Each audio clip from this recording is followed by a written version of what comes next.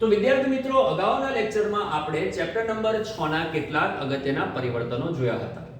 ફરી પાછું આ લેક્ચરમાં હું તમારી માટે બીજું એક ઇમ્પોર્ટન્ટ પરિવર્તન લઈને આવ્યો છું, જે તમારા સ્વાધ્યાયનો છે.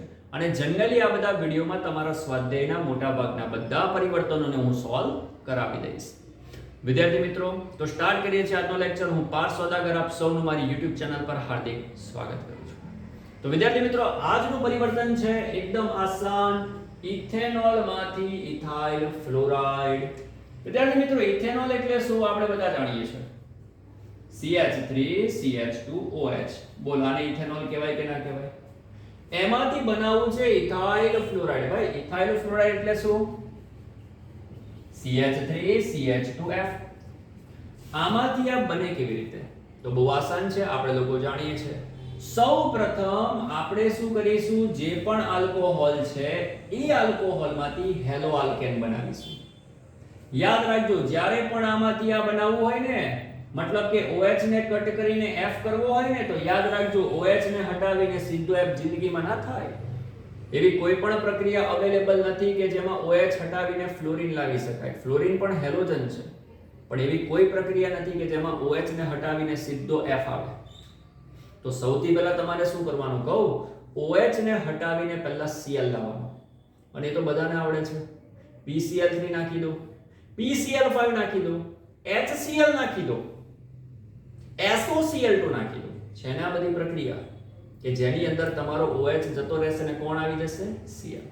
તો આ 4-5 માંથી તમે કોઈ પણ પ્રક્રિયા કરી શકો. હું અહીંયા લખીશ SOCl2. બધાને ખબર જ છે કે સાહેબ, આલ્કોહોલમાં SOCl2 નાખીએ ને એટલે OH ભાઈ જતા રહે અને એની જગ્યા કોણ લઈ લે ભાઈ? Cl ભાઈ લઈ લે. અને એ પણ બધાને ખબર હશે વિદ્યાર્થી મિત્રોને, સલ્ફરનું શું થાય? SO2 બની જાય અને બીજો સાથે છૂટો પડે HCl. ખબર છે ને? એને બાય પ્રોડક્ટ કહેવાય, ઉપપેદાશ. તો એ પણ લખો તો વધારે સારું. SO2 અને HCl મળી ગયું. અને હવે આ જે તમારો ક્લોરોઇથેન મળ્યો ને, તેમાંથી આપણે ફ્લોરોઇથેન બનાવવાનો છે. કેવી રીતે બને?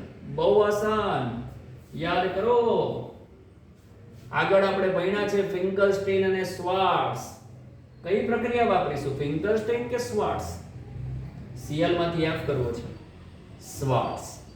કારણ કે આપણને ખબર છે કે ક્લોરીન અને બ્રોમિન ને હટાવીને જો ફ્લોરીન કરવો હોય તો શ્વાર્ટ્ઝ પ્રક્રિયા થાય. અને શ્વાર્ટ્ઝ પ્રક્રિયામાં આપણે કોનો જનરલી યુઝ કરીએ છીએ? AgF.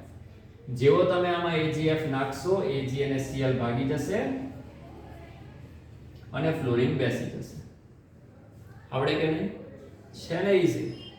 બીજું કે માની લો તમારે આમાંથી બનાવવું હોત CH3CH2I, આયોડોઇથેન બનાવવું હોત તો શું કરે?